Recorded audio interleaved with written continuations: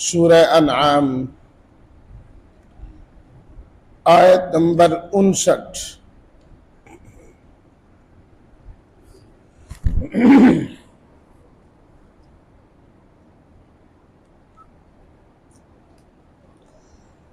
نحمده ونصلي ونسلم على رسوله الكريم، اما بعد فاعوذ بالله من الشيطان الرجيم، بسم الله الرحمن الرحيم۔ وعنده مفاتح الغيب لا يعلمها إلا هو ويعلم ما في البر والبحر وما تسقط من ورقة إلا يعلمها ولا حبة في ظلمات الأرض ولا رطب ولا يابس إلا في كتاب مبين۔ وهو الذي يتوفاكم بالليل ويعلم ما جرحتم بالنهار ثم يبعثكم فيه ليقضى أجل مسمى ثم إليه مرجعكم ثم ينبئكم بما كنتم تعملون۔ صدق اللہ مولانا العظیم۔ اللہم صلی علی سیدنا و مولانا محمد وعلی آلہ و اصحابہ وبارک وسلم۔ عندہ اس کے پاس ہے، مفاتح، مفتاح چابی کو کہتے ہیں، مفاتح چابیاں، خزانے، خزانوں کے لیے بھی استعمال ہوتا ہے۔ الغیب، غیب کی چیز، غیب کے خزانے اس کے پاس۔ لا یعلم، نہیں جانتا ہا ان کو، الا مگر ہوا وہی۔ البر والبحر، البر خشکی، البحر تری سمندر، تسقط سقوط سے گرنا، ورقت پتا، حبت دانا، ظلمات اندھیرے، رطب تر چیز، یابس خشک چیز، کتاب مبین واضح کتاب میں، لوح محفوظ میں۔ یتوفا، توفا کا لفظی معنی ہوتا ہے کسی چیز کو پورا پورا لے لینا، کسی چیز کو لے لینا۔ جرح تم، جو تم کرتے ہو، کماتے ہو، بالنہاری دن میں۔ یبعثکم اٹھا دیتا ہے تمہیں، یقضا پورا کیا جانا، اجل وقت مسمى مقرر۔ ترجمہ، وعنده مفاتح الغیب لا يعلمها الا هو، اللہ کے پاس ہیں غیب کے خزانے جنہیں اللہ کے علاوہ کوئی نہیں جانتا۔ وہ جانتا ہے جو کچھ خشکی میں ہے اور سمندر میں ہے۔ نہیں گرتا کوئی پتا مگر اسے اللہ جانتا ہے۔ ولا حبۃ، اور نہیں ہے کوئی دانہ زمین کے اندھیروں میں، نہ کوئی تر چیز اور نہ کوئی خشک چیز، مگر سب لوح محفوظ میں، کتاب مبین میں ہے۔ وہی اللہ ہے جو تمہیں رات کو لے لیتا ہے اور جانتا ہے جو کچھ تم کرتے ہو، پھر دن میں وہ تمہیں دوبارہ اٹھا دیتا ہے۔ لیقضی اجل مسمى، تاکہ وقت مقرر پورا کیا جا سکے۔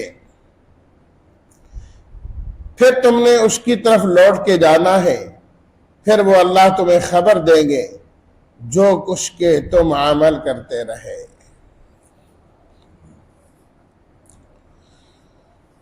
اللہ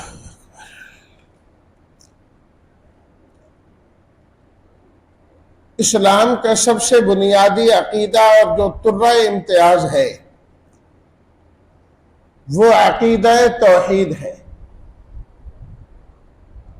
کہ اللہ تعالیٰ اپنی ذات کے اندر بھی اکیلا ہے، اور اللہ تعالیٰ کی جو خاص صفات کمال ہیں ان صفات کے اندر بھی اللہ تعالیٰ کا کوئی شریک نہیں۔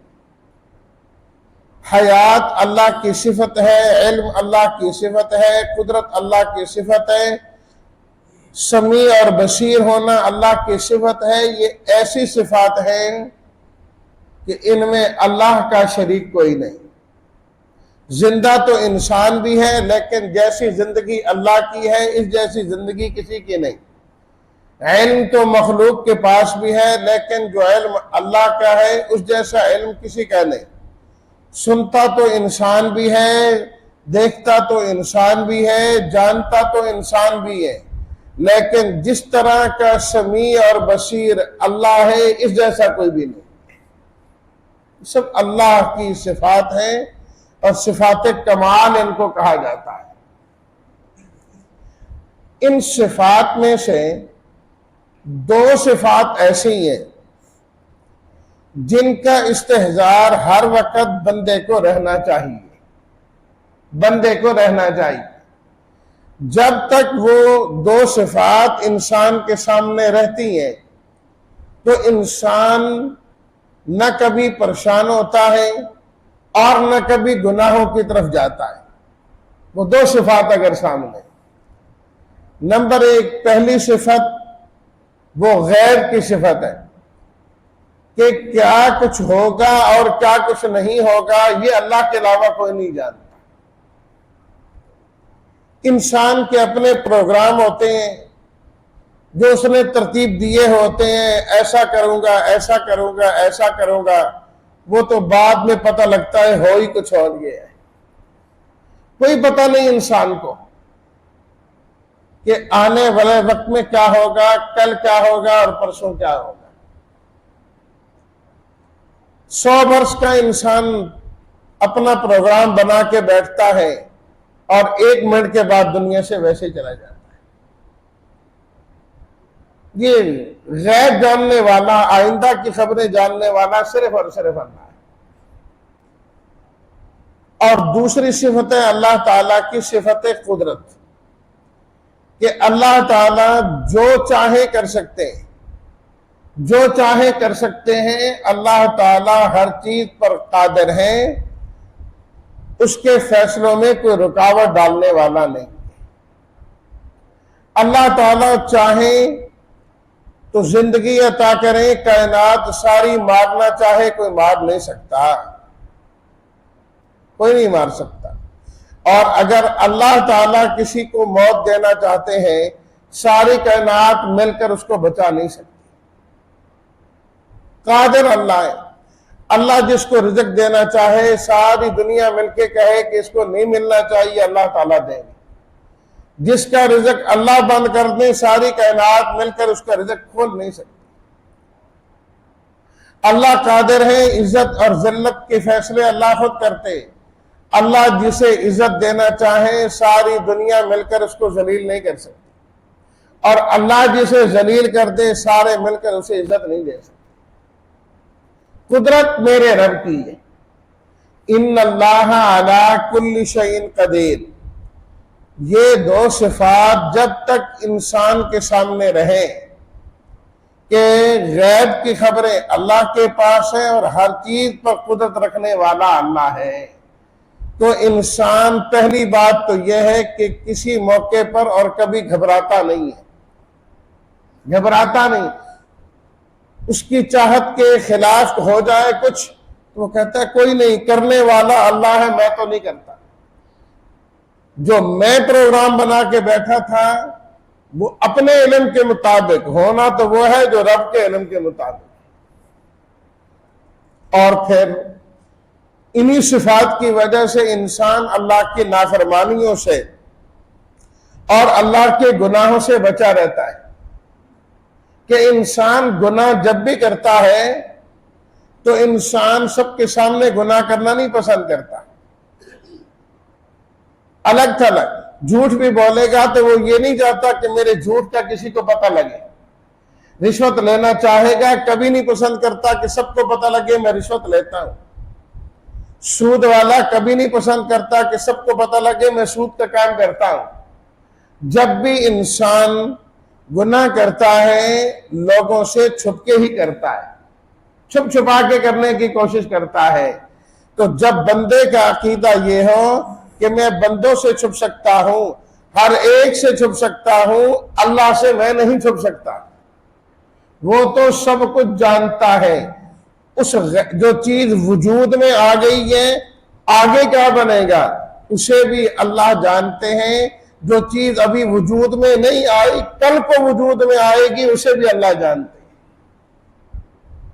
اللہ ہر طرح کا عیب جانتے ہیں, غیب جانتے ہیں. غیب کی کوئی چیز اللہ سے پوشیدہ نہیں. تو انسان کا گناہ بھی تو اللہ سے پوشیدہ نہیں ہے, اللہ سے پوشیدہ نہیں. اور دوسری چیز کیا ہے؟ قدرت. گناہ کرنے سے پہلے سوچیں جس اللہ کی نافرمانی کرنے لگا ہوں, اللہ اکبر, غلط کام کرنے لگا ہوں, صرف جانتا نہیں ابھی ابھی سزا دینے پر بھی قادر ہے. ابھی پکڑ لے, ابھی سزا ہو جائے. اور ایسا ہوتا ہے بسا اوقات انسان گناہ کے اندر مبتلا ہو جاتا ہے اور عین اسی وقت اللہ کی پکڑ آ جاتی ہے. کتنی مرتبہ زلزلے آتے ہیں کہ نہیں؟ لوگ گانے بجانوں میں شراب کباب کی محفلوں میں ہوتے ہیں, اسی دوران ہی زمین میں دھسا دیے جاتے ہیں. وہی ان کا آخری وقت آ جاتا ہے. گناہ کرنے سے پہلے گناہ کرتے وقت انسان سوچے کہ دیکھ جس کی نافرمانی کر رہا ہوں وہ جانتا بھی ہے اور پورا قادر بھی ہے, عین اسی وقت بھی پکڑ سکتا ہے. تو عین اسی وقت اس نے پکڑ لیا تو میرا کیا بنے گا؟ گناہ کرتا کرتا کرتا میں دنیا سے جاؤں گا کہ آخری سانس بھی لیا تو اس وقت بھی گناہ کیا. اور نیکی کرتے ہوئے بھی سوچے کہ میں نیکی کر رہا ہوں, میری یہ نیکی ضائع نہیں ہوگی, میری یہ نیکی ضائع نہیں ہوگی. جس کے لیے میں نیکی کر رہا ہوں وہ جانتا ہے میں کیا نیکی کر رہا ہوں, کس نیت کے ساتھ کر رہا ہوں. بندے کو دکھلانے کے لیے تو کر نہیں رہا کہ بندوں سے بدلہ لوں. جس کے لیے کر رہا ہوں وہ جانتا ہے اور وہ ہر چیز پر قادر ہے. میری اس چھوٹی سے نیکی پر بھی وہ مجھے اجر عطا کرے گا, اس کا بھی مجھے فائدہ ہوگا. چھوٹے چھوٹے نیک اعمال بھی پھر انسان نہیں چھوڑتا, چھوٹے چھوٹے نیک اعمال بھی نہیں چھوڑتا, کیونکہ اس کو پتا ہے کہ ان کا بھی وزن ہوگا اور اللہ کے ہاں چھوٹی سے چھوٹی چیز کا بھی وزن ہوگا. ان اللہ لا یظلم مثقال ذرہ, فرمایا اللہ کسی پر ایک ذرے کے برابر بھی ظلم نہیں کریں گے. ذرہ چھوٹے سے چھوٹا حصہ کسی چیز کا جو عام حالات میں نظر بھی نہیں آتا. دن کے وقت میں دھوپ آئے نا تو اس کے اندر چھوٹے چھوٹے لاکھوں ذرات نظر آ رہے, تو ذرہ کتنا چھوٹا. فرمایا اللہ کسی پر ذرے جتنا بھی ظلم نہیں کرے گا. کہ یہ نہیں کہ کسی نے گناہ نہیں کیا اور اس کے سر لاد دیا جائے, ایسا نہیں ہوگا, وہ جاننے والا ہے. اور یہ نہیں ہو سکتا کہ انسان نے کوئی بہت چھوٹا عمل کیا ہو اور قیامت کے دن وہ آگے پیچھے ہو جائے, پتہ ہی نہیں گھر میں کوئی چیز چھوٹی رکھی, پتہ ہی نہیں لگتا کدھر رہ گئی ہے. بڑی بڑی چیزیں گھر میں گم ہوگی, فلانی فائل گم ہوگی, چابی رکھی تھی وہ گم ہو گئی, اینک نہیں مل رہی, فلان چیزیں نہیں مل رہی. اپنے گھر اپنی الماری میں غائب ہو جاتی ہیں. لاکھوں نہیں کروڑوں اور اربوں انسان ہیں, ہر وقت عمل کر رہے ہیں, چھوٹے سے چھوٹا بھی عمل کر رہے ہیں. فرمایا اللہ جانتے بھی ہیں, اس پر اجر دینا ہے کہ سزا دینا ہے, وہ قادر بھی ہے, وہ قادر بھی ہیں. اللہ اکبر. اور بسا اوقات بہت چھوٹے چھوٹے نیک عمل پر بھی اللہ انسان کا کام بنا دیا کرتے ہیں. چھوٹے نیک عمل, کسی نیکی کو چھوٹا سمجھ کے چھوڑنا نہیں چاہیے. اور گناہ کو چھوٹا سمجھ کے کرنا نہیں چاہیے، چھوٹا گناہ ہے کوئی نہیں کر لیتے۔ چنگاری چنگاری ہوتی ہے، بھڑکتی ہے تو سب جلا دیتی ہے، اور جو نیکی ہوتی ہے وہ نیکی ہوتی ہے، اس کا اپنا اثر ہوتا ہے۔ بسا اوقات وہی نیکی انسان کے لیے اللہ کے ہاں مغفرت کا ذریعہ بن جاتی ہے، چھوٹی سی نیکی۔ علامہ ابن حجر رحمت اللہ علیہ لکھ رہے ہیں، حدیث کی کتاب لکھا کرتے تھے، جب انہوں نے اس طرح کے پن نہیں ہوتے تھے نا، وہ سیاہی ہوتی تھی جس میں ڈبو ڈبو کے لکھتے تھے، تو انہوں نے قلم ڈبوئی سیاہی میں لکھنے کے لیے اوپر کی تو ایک مکھی آگے بیٹھ گئی، تو وہ رک گئے کہ شاید پیاسی ہے اور یہ سیاہی چوسنا چاہتی ہے، چلو تھوڑی دیر رکے، اس نے کچھ سیاہی لی نہ لی، مکھی چلی گئی، پھر انہوں نے اپنا کام شروع کر دیا۔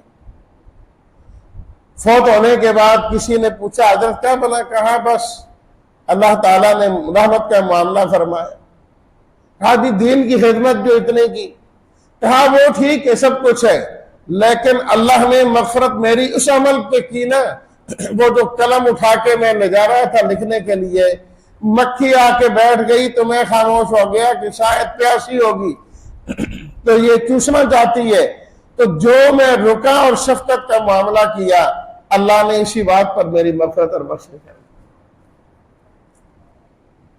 تو علم والا بھی اللہ ہے، قدرت والا بھی اللہ ہے۔ پڑھی گئی جو آیات ہیں یہ اور اس کے بعد میں آنے والی جو دو آیات ہیں، اس میں اللہ نے اپنے علم کو اور اپنی قدرت کو بیان کیا ہے۔ اللہ نے اپنے علم کو اور اپنی قدرت کو بیان کیا ہے۔ فرمایا سب سے پہلے علم کی بات آئی، فرمایا وَعِندَهُ مَفَاتِحُ الْغَيْبِ، فرمایا غیب کے خزانے اور غیب کی چابیاں صرف اللہ کے پاس ہیں۔ یہ علم اللہ نے کسی کو نہیں دیا۔ اگر اللہ تعالی آنے والے وقت کا علم کسی کو دے دے تو کائنات کا نظام ہی نہ چل سکے، پتہ ہی نہیں۔ دیکھو اب انسان محنت کر رہا ہے، چل رہا ہے، کتنے لوگ ہیں اپنی خوشیوں میں، کتنے لوگ ہیں جو اپنے کاروباروں میں، کتنے لوگ ہیں جو نوکریوں میں ہیں اور سب کچھ ہے، لیکن ان میں سے کتنے ہیں جن کے کفن تیار ہو کے بازار میں آ چکے ہیں، ان کو کوئی پتہ نہیں ہے، وہ کہاں کہاں سے بکتا ہوا اس کے دائیں بائیں کہیں پہنچا ہوا ہے، اور وہی پتہ لگے گا، اس کا اعلان ہوگا، وہ آئیں گے جی وہ کفن ہے، ہاں جی یہ لیں جی، وہ اس کو پہنا دیا جائے، تیاری اس کی پوری ہو چکی ہے، لیکن اسے پتہ نہیں، زندگی گزار رہا ہے۔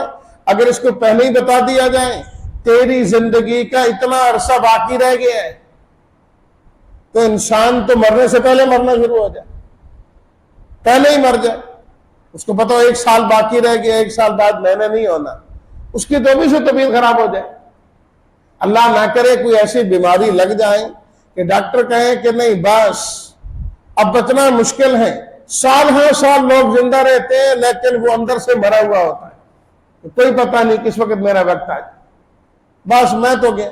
اب کسی کو بتا دے مہینے بعد تو نے جانا ہے، 1 ہفتے بعد جانا ہے، تو اس کی کیا حالت اور اس کی کیا پورے گھر والوں کی کیا حالت اور کیفیت ہوگی، یہ مرنے والا، یہ مرنے لگا، یہ جانے لگا، تو کیا بنے گا؟ اس کائنات کا نظام ہی نہیں چل پائے گا۔ وَعِندَهُ مَفَاتِحُ الْغَيْبِ، اللہ پاک فرماتے ہیں غیب کے خزانے میں نے اپنے پاس ہی رکھے، کسی کو کچھ نہیں بتایا، لا يَعْلَمُهَا إِلَّا هُ، ان خزانوں کو اور ان خزانوں کی چابیوں کو بھی اللہ کے علاوہ کوئی نہیں جانتا۔ اللہ نے پوشیدہ رکھا سب کچھ، سارا معاملہ، تاکہ یہ کائنات کا نظام چلتا رہے اور انسان یہ عقیدہ رکھے کہ رب ہی جانتا ہے، میں نہیں جانتا کیا ہوگا۔ وَيَعْلَمُ مَا فِي الْبَرِّ وَالْبَحْرِ، فرمایا کہ اس کے علم کی کیا تم پوچھتے ہو انتہا۔ فرمایا البر، اس کائنات میں جتنی خشکی ہے، اس خشکی پر کون ہے، اس خشکی میں کون ہے، اللہ اکبر، اس کے زمین کے اندر کیا ہے، زمین کے اوپر کیا ہے، فرمایا یہ بھی اللہ جانتا ہے۔ پوری کائنات میں آج کوئی نہیں بتا سکتا کہ پوری اس کائنات میں چڑیاں کل کتنی ہیں، کوئی اتنا صاحب علم نہیں ہے جو بتا سکے. میرا رب جانتا ہے کہ کتنی ہے. کتنے ہیں جن کے ابھی چھوٹے بچے ہیں اور کتنے ہیں جو اڑتے ہی ہیں. کتنے انسان ہیں جو صحت مند ہیں، کتنے ہیں جو بیمار ہیں، کتنے ہیں جو نیکوکار ہیں اور کتنے ہیں جو بدکار ہیں، کتنے اخلاص والے ہیں اور کتنے اخلاص والے نہیں. یعلم ما فی البر، اس کا علم صرف میرے رب کے پاس ہے. والبحر، صرف خشکی کا علم، خشکی کی مخلوقات کا علم، خشکی کے جانداروں کا علم نہیں. فرمایا سمندر کا علم بھی اللہ کے پاس. دنیا کے اتنے بڑے بڑے سمندر، کس سمندر میں کتنی مچھلیاں ہیں، اللہ اکبر، میرا رب جانتا ہے. پانی کے درمیان میں کتنی ہیں رب جانتا ہے. تہ کے اندر کتنی ہے رب جانتا ہے. کیا کیا مخلوق ہے رب جانتا ہے. ان میں سے کس کو بھوک لگی ہے، کس کو بھوک نہیں لگی، رب جانتا ہے.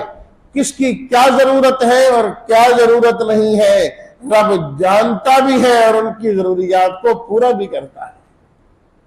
وَيَعْلَمُ مَا فِي الْبَرِّ وَالْبَحْرِ وَمَا تَسْقُطُ مِنْ وَرَقَةٍ إِلَّا يَعْلَمُهَا. اے اللہ تیرے سمجھانے پر بھی قربان. اللہ اکبر. وَمَا تَسْقُطُ مِنْ وَرَقَةٍ إِلَّا يَعْلَمُهَا. فرمایا پوری کائنات کے اندر کتنے درخت ہیں یہ بھی رب جانتا ہے. ان درختوں کی کتنی شاخیں ہیں وہ بھی رب جانتا ہے. ان درختوں کی شاخوں پر لگے ہوئے کل پتے کتنے ہیں وہ بھی رب جانتا ہے. ان میں تر کتنے ہیں وہ بھی رب جانتا ہے. خشک کتنے ہیں وہ بھی رب جانتا ہے. اوپر لگے ہوئے کتنے پتے ہیں وہ بھی رب جانتا ہے. جو نیچے گر گئے ہیں وہ بھی رب جانتا ہے. جو شاخ سے گر گئے ہیں زمین پر ابھی نہیں پہنچے درمیان میں ہیں انہیں بھی رب جانتا ہے. اللہ فرمایا اس کا علم تو اتنا وسیع ہے، اس کے علم کا تو یہ عالم ہے. تم کہتے ہو ہم نے نافرمانی کی، پتہ ہی کسی کو نہیں. گناہ کر رہے ہیں پتہ ہی کس کو نہیں. اللہ اکبر. وہ تو پتوں کی حرکتوں کو بھی جانتا ہے کہ کون سا پتا ہل رہا ہے اور کون سا نہیں ہل رہا. ہلنے کی وجہ سے کون سا گر رہا ہے اور کون سا نہیں گر رہا یہ بھی میرا رب جانتا ہے. تو انسان کے حالات سے باخبر کیوں نہیں ہوگا، اسے کیوں نہیں جانے گا. وما تسقط من ورقۃ، جو بھی پتا نیچے گرتا ہے الا یعلمها، اللہ ہی اسے جانتے ہیں، اللہ ہی اسے جانتے ہیں.